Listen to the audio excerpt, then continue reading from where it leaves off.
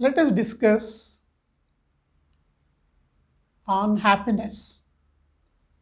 See, happiness and spirituality is very much linked. Our sages used to keep their names like Purushottamananda, Nirmalananda,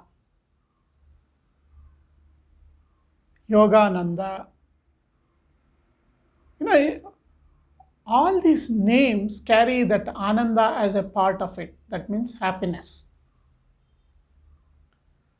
Today, especially, our adolescent population, 20 to 25% having depression. It's very unfortunate.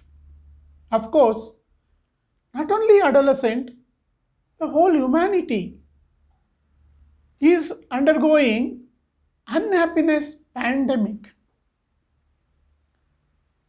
This pandemic of unhappiness is causing 70% of the illnesses in the society. So it's very, very essential to review our spirituality where we can get happiness. Happiness can originate from the body, so body happiness. It can originate from the mind, we call that as a mind happiness. It can originate from the spirit, we call that as a beyond happiness or bliss. Of course, body happiness and mind happiness, we know well, it's a chemicals which are released like dopamine, oxytocin, serotonin, endorphins, adrenaline, GABA. All these things are the chemical messengers within the body which keeps your state as happy. So the body happiness, it can be eating, it can be drinking, it can be sensual pleasure, it may be sexual pleasure. So many. The mind happiness, whatever which you are having a desire, when you get it, you get a happiness. So reward center, lot of dopamine is released, so you get a mental happiness. If you are successful, achieve some goal, then definitely you are going to have a mental happiness. So body happiness, mind happiness, and there is something like beyond happiness, which we call it as spirit or the centering yourself. When you center myself, when I center, the body and mind is on my periphery. If it dominates, then I may not be able to enjoy my center. When periphery, like example, headache, backache, if you want to be happy, it cannot be possible. So it is very important to take care of the body.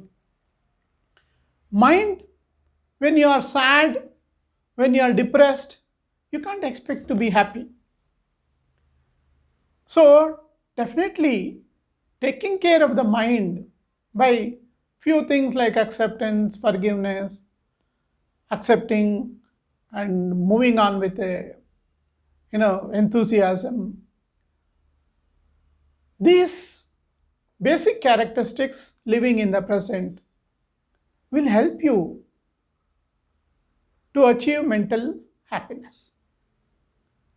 Of course, beyond happiness, what we call it as center self happiness, you can get out of sleep.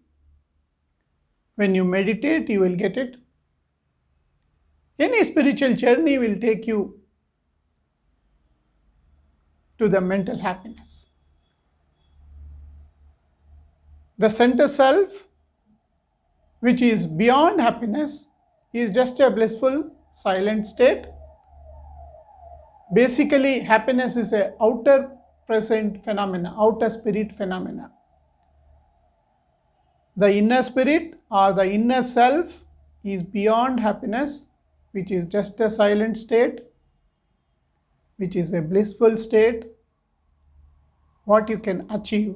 That's why it is called as Ananda. It's a ever-present state, what we are, the real spirit, which I have explained in other. Ever-present means always there. That's why it is called as Ananda. Nanda means that which cannot be extinguished. That means it cannot be, lost. It cannot last. It is always there, everlasting. That's why it is called as ever-present state. That is the real happiness which you can get out of spirituality. Thank you.